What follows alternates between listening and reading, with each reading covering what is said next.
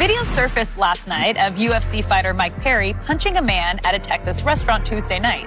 After punching the man, Perry could be heard using the N-word several times. It should be noted that the man he punched and the surrounding crowd appeared to be Caucasian. After the incident, Perry simply tweeted, quote, "No comment." So, Shannon, how should he be punished for using the N-word? Well, Skip, considering that he's used the N-word before and there's been no punishment by the UFC, I don't see how he's going to get punished on this situation. But he have bigger fish to fry with the police department.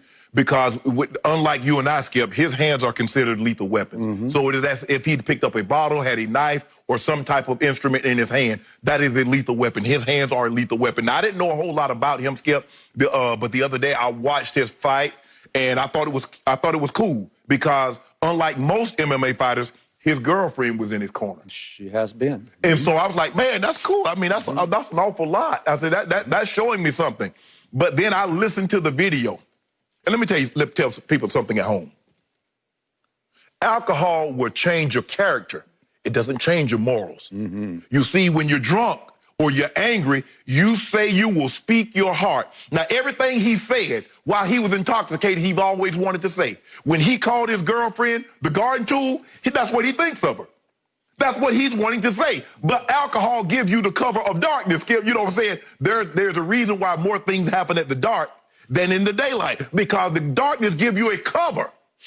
Alcohol gave him a cover to utter what he uttered. That's who he is. Skip, and then this, you know what, had the nerve to say, I'm 2% black.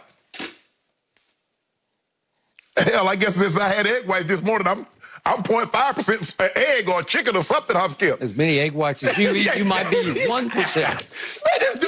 Man, you just talked about it. You know how we hate, I got Jewish friends, because police pull him over. He's been in, what you think they put on that thing? They ain't put, 2% black. They don't put Caucasian. They put white, they put black or African American, they put Asian or Hispanic. That's what they put. They don't put 2%. What, you went to Ancestry.com or something? This is ridiculous. I can't believe that he had the audacity to say, well, because I'm 2%, I get the right to use that. And he's, like I said, he said it before. He got into a spat with Michael J. White. Skip, I don't know if you know who that is. He's an actor that's been in a lot of martial arts movies. And he uttered, he tried to be cool and put the A on the end of it. Nah, bruh. You can't do that. That's just like, I wouldn't try to be cool with the Hispanic community and talk to them like they talk to each other. But I don't believe Dana's going to do anything because there have been a lot of physical confrontations before. It's not like he said this. Now, if he'd said this at a press conference or something, it might be different. But I don't believe in. Plus, Dana is he's trying to get this Fight Island going. That's the last thing on his mind. I'm sure he's been briefed of the situation, but I don't see any punishment coming unless it comes from, I guess, the Texas PD or whatever's going to handle this which is why Dana may just sit back and let the police take care of this because it is now a big police matter. Yeah. I believe he decked 2 people. It's going to cost him a couple of dollars, too. Yeah, okay. So, Mike Perry spent the first part of his childhood in Flint, Michigan. What's Flint known for? A lot of good basketball players have come out of there and played at Michigan State, called the Flint Stones, right? Yep.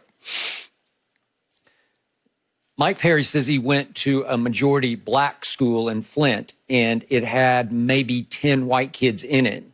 And he says he was bullied, and he learned to fight, not by choice, but by self-defense purposes, and that he fought his way through that school until his parents up and moved to Florida. But he spent the first part of his childhood in that school fighting. Okay. Sometimes he said almost for his life. But because of that, he seems to feel like he sort of grew up in the black culture. But to your point, as we see there, he's just not a black man.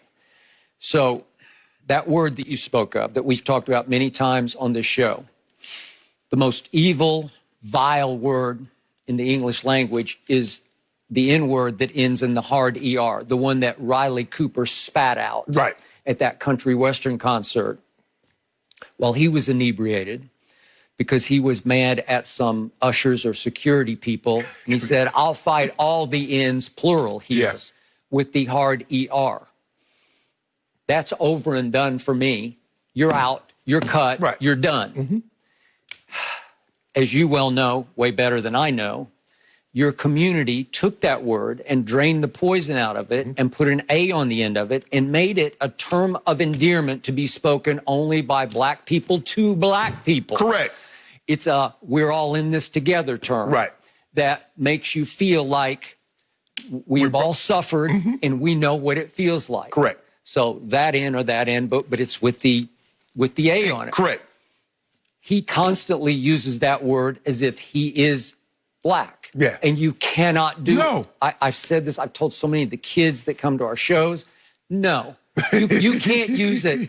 As much as you love rap music, Yeah. you can't go to the concert and scream out that word in the lyrics that's being uttered or sung by, obviously, a black rapper. Correct. Who wrote it. Right. So he's using that word constantly. So he's not using it against white people, or I'm sorry, against black people as in you're an N with the ER on it. He's not calling black people that. He's got the bar looked like it was in Lubbock, Texas. Right.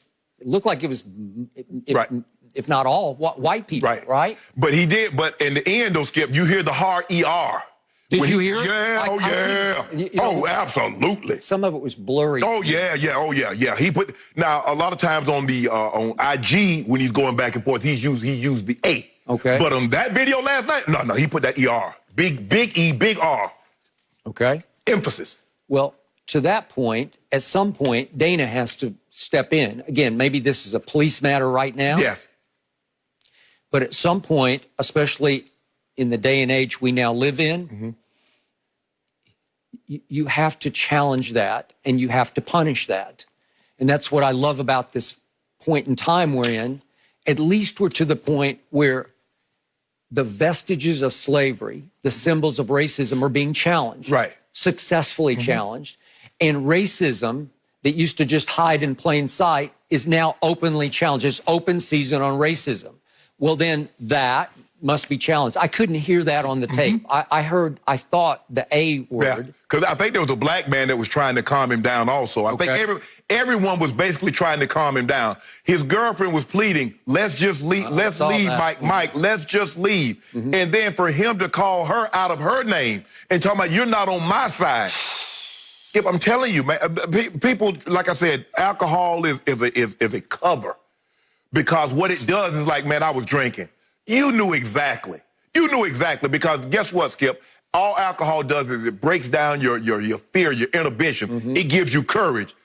And then you use that as the crutch. Well, I was inebriated or I was intoxicated. You knew what you were doing. You knew what you was doing. Now, I got some places I can take him in Atlanta. I can take him to the Bluff. And Skip, I know you don't know, but the Bluff is an acronym. You know what it stands for? You better leave, you effing fool. Or I can take him to the SWATs. I can take him there and let him use that word and let's see how it come out. What is the Bluffs? You better leave, you effing fool. That's a section of Atlanta. And they don't play. They real about it over there. In Southwest Atlanta. There's a section that Metro 8, I think it's Metro 8. Let it go, bro. He wouldn't last 2 minutes. He yelled that word one time, it's over, kaput. Well, I would hope there are other places in this country that he. I mean, you're in the right place. I mean, you can get in the right place. Like I tell people, a lot of times we see this stuff on Skip, and I don't know if you saw this, but there's in Bloomington over the weekend on the 4th, they actually tried to get a black man. And the guy said, get a noose. Tried to hang him, yeah. So I they had him pinned up against the tree. I saw it. I wonder if they were going to use, was it going to look like that was in Bubba Wallace's garage? Was the noose going to look like that? Probably would have. So Skip, I just don't, I don't get it. I don't, why you feel comfortable doing that?